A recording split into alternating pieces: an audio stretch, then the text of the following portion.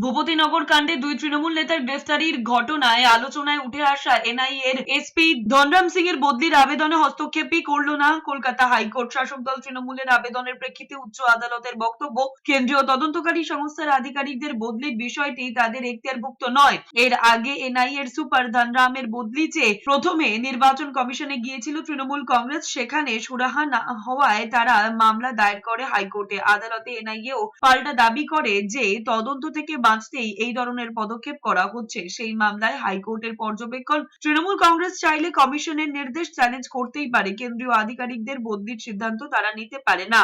সেই কারণে শাসক দলের আবেদনে হস্তক্ষেপই করতে রাজি হয়নি উচ্চ আদালত।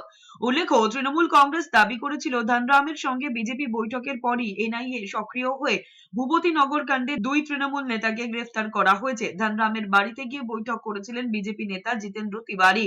সেখানেই এনআইএ এর এসপির হাতে তৃণমূল নেতাদের নামের একটি তালিকা ধরিয়ে দেন তিনি।